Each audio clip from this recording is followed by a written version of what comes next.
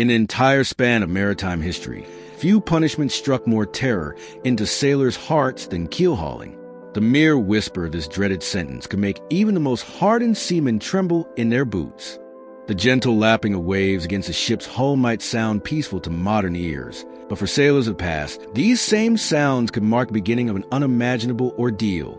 As we're about to discover, what happened beneath those waves was far more terrifying than any storm nature could conjure.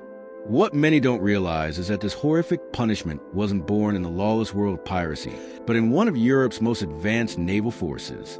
The Dutch Navy, during their golden age of the 17th century, developed keel hauling with precision that would make modern torture experts shudder. The term itself originates from the Dutch word Keelhaulen, literally meaning to haul under the keel, a deceptively simple name for an extraordinarily cruel practice. The Dutch East India Company, or VOC, was particularly infamous for implementing this punishment. As the world's first multinational corporation and largest trading company of the 17th century, the VOC maintained strict discipline aboard its vessels through a variety of brutal punishments, with keel hauling reserved for the most serious offenses. Picture yourself in 1622 aboard the Dutch vessel Hollandia, anchored off the coast of Jakarta. A sailor named Pilgrim Willem has just committed what we consider a minor offense, striking his captain during a dispute over rations. His punishment would set a precedent that would terrorize sailors for centuries to come. The ship's log, preserved in the Amsterdam Maritime Museum, provides a chilling account of Willem's ordeal. Stripped naked, weights attached to his legs, hauled under the ship 3 times. Remarkably, Willem survived, though the log notes he was grievously wounded and near death for weeks afterward. The Dutch Articles of War, published in 1629 by Stadtholder Frederick Henry, Prince of Orange, officially codified this punishment. Written in cold, methodical detail, it spelled out exactly how to execute this sentence. It wasn't just about punishment. It was about creating a spectacle of suffering that would ensure absolute obedience. The technical precision of keel hauling was perhaps its most terrifying aspect. The victim would be stripped naked, not out of simple humiliation, but because clothing could snag on barnacles, providing a quicker death than intended. Naval architects and ship's carpenters developed specific calculations for procedure, determining exact rope lengths, weights, and depths. The ship's hull, encrusted with barnacles, coral, and marine growth, became nature's own torture device.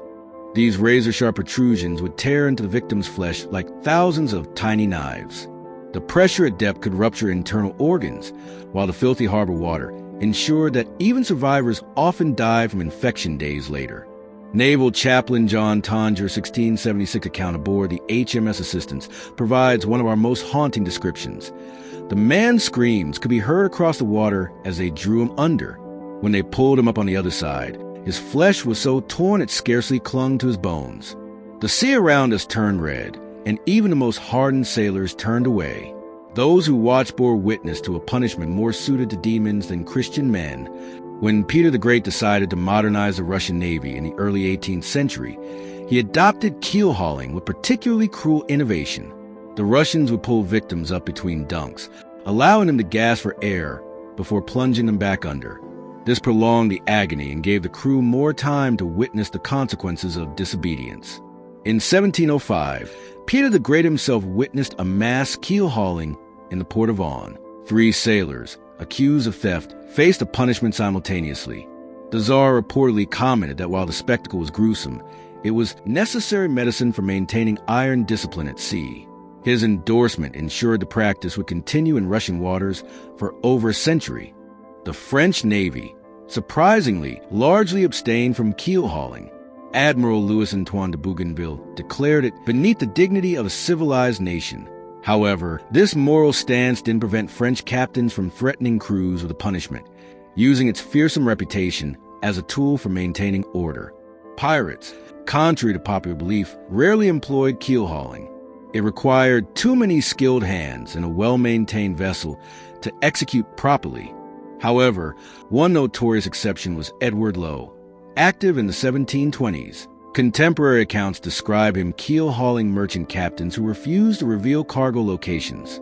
A particularly grim account from 1723 tells of a Portuguese captain who endured 3 passes under Lowe's ship before finally revealing where he'd hidden his gold. The victim, Captain Rodriguez of the merchant ship Santa Maria, survived the ordeal but died 2 weeks later from his injuries and subsequent infections.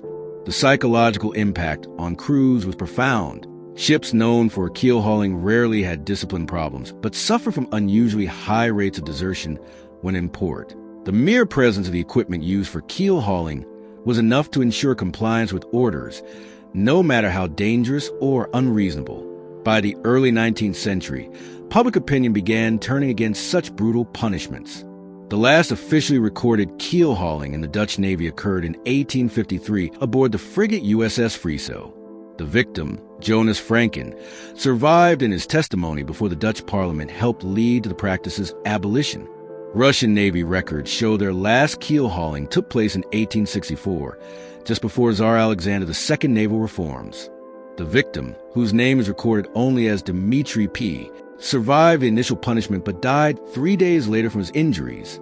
His death sparked public outrage and contributed to the modernization of naval discipline. Captain Charles Johnson's 1724 book, A General History of the Pirates, offers another vivid account of procedure.